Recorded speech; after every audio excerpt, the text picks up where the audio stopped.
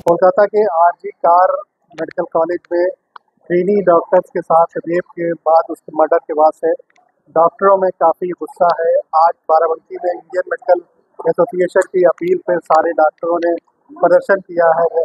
एक मार्च निकाल के डीएम दफ्तर तक पहुंचे हैं और ज्ञापन दिया है। हमारे साथ जिला जो आईएमए है उसके सचिव सेक्रेटरी हैं डॉक्टर संदीप बुधवार जी।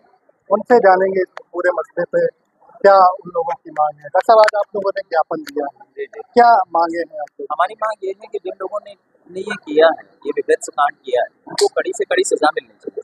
वो देखिए, डॉक्टर्स एक देश है, उसकी बैकबोन है। अगर डॉक्टर्स ही सुरक्षित नहीं है तो वो लोगों की सुरक्षा, उनके बारे में उनकी देखभाल कैसे कर सकते हैं? आप ये बताइए।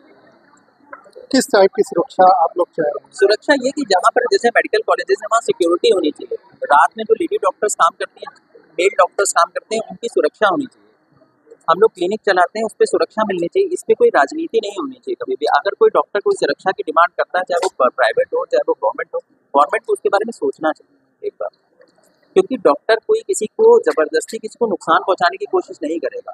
जो हमारे एथिक्स होते हैं उसमें हमको सिखाया जाता है कि हम जो मरीज हैं उसके साथ अच्छे से अच्छा काम कर सकें, उसकी जीवन की सुरक्षा कर सकें। अगर डॉक्टर्स के साथ कल को ऐसा होगा तो फिर कौन सेफ है कंट्री में? मामले पे राजनीति बहुत हो रही है। पहले नहीं होना चाहिए। पहले वहाँ की गवर्नमेंट ने कहा कि हम इतने दिन के बाद इसको सीबीआई के मेरा सुपुर्द मानना कर देंगे, अभी तक नहीं हुआ है। मेरा मानना है जितनी भी पॉलिटिकल पार्टीज हैं उनको एकजुट होकर एक साथ होकर इसको कंडेम करना चाहिए। सबसे पहले ये करना कि वोट के लिए इसके लिए कुछ नहीं करना चाहिए, इसको कंडेम करना चाहिए। एक फीमेल, अब डॉक्टर सेकेंडरी, वो एक फीमेल है, एक औरत है, इस देश की नागरिक है, जिसके साथ ऐसा होता है।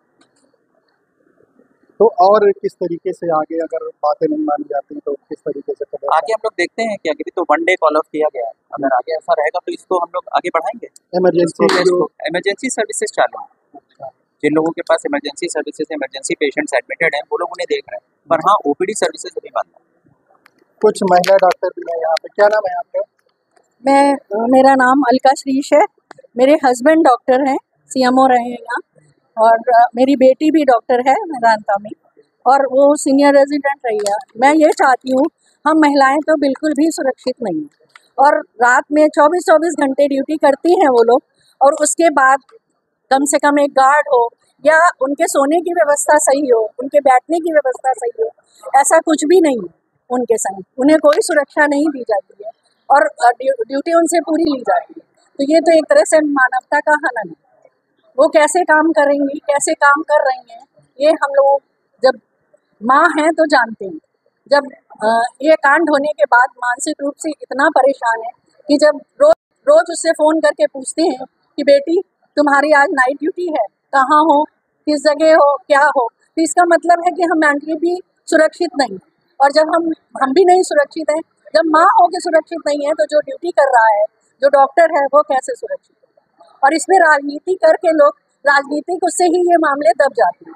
तो इसमें कोई राजनीति ना हो, बस हम लोग चाहते हैं कि हम लोगों को, सबको, हम लोगों की भावनाओं को समझा जाए और उसके लिए यथोचित कार्य किया जाए। केवल कागजी कार्रवाई नहीं, एक्शन लिया जाए, ये सोच के कि हम सब उनके परिवार के हैं। जब वो कहते हैं हम सब एक परिवार हैं, तो परिवार की तरह समझ के इस पर कार्रवाई की जाए, और जिसने भी ये कांड किया है उसको सख्त से सख्त सजा दी जाए। हमारे हिसाब से तो उसे सजाए मौत दी जाए, और जो भी इसमें शामिल हैं उसमें निष्पक्ष रूप से उनके संग कार्रवाई की जानी चाहिए। वो चाहे किसी बड़ी फैमिली का हो, चाहे किसी छोटी फैमिली का हो, चाहे कहीं से भी हो। बस दिमाग में ये बात ध्यान रखना चाहिए कि ये जो भी है, इसने इतना विभत्स कांड किया है, ये दोषी है, इसलिए उसको सजा मिलनी चाहिए। और भी डॉक्टर है। डॉक्टर यही कहना चाहूँगा कि हमारे देश में जो भी जघन्य अपराध हुए हैं उसके लिए संज्ञान जरूर लेना चाहिए। महिलाओं के साथ इस तरह का जो कृत्य हो रहा है, जो निंदनीय है। हमारी माँ बहनें, हमारी बेटियां जो डॉक्टर्स हैं, वो हमारे समाज के लिए एक बहुत ही बेहतर तरीके से संरक्षित करते हैं। महिला सशक्तिकरण का एक जीता जागता उदाहरण है। अगर उनके साथ इस तरह के जो है व्यवहार होता है तो आप समझ सकते हैं निर्भया कांड के बाद कोई ऐसा खास रूल क्यों नहीं आया जो महिलाओं के साथ इस तरह के कुकृत्य होने पर उनको, एक दोषी को एक बेहतर तरीके से उनको दंड का एक प्रावधान होना चाहिए, और इस रूल के बनने के साथ साथ अमेंडमेंट भी होना चाहिए। ये चीज़ बेहद जरूरी है। मैं अपनी गवर्नमेंट से सिर्फ इतना कहना चाहूँगा, जिस तरह उन्होंने नारा दिया है बढ़े बेटियाँ, उस पर कुछ और जोड़ दें और आप कह दें बढ़े बेटियाँ, बढ़े बेटियाँ और सुरक्षित रहे। किस तरीके से आप लोगों को खतरों का सामना करना पड़ता है अपनी ड्यूटी के दौरान? मैं अपने समाज से ही अपील करना चाहूंगा कि आपने एक बहुत भयावह कोरोना महामारी को देखा, हम अपनी जान की परवाह किए बगैर आपके प्रति समर्पित रहे, ये आप सभी जानते हैं।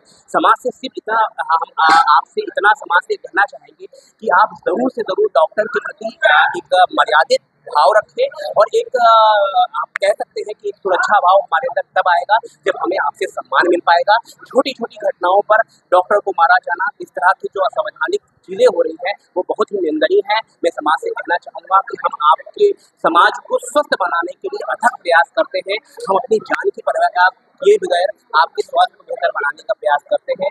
आप हमारे बारे में सम्मान प्रति नजरिया रखिए, बस ऐसी आशा। ये डॉक्टर्स हैं, काफ़ी ज़्यादा उनमें गुस्सा है जो कलकत्ता की घटना है, और मांग यही है कि जो उसके मुल्जिम हैं उनको सख्त सख्त सजा दी जाए। देखते रहिए उर्दू इंसान।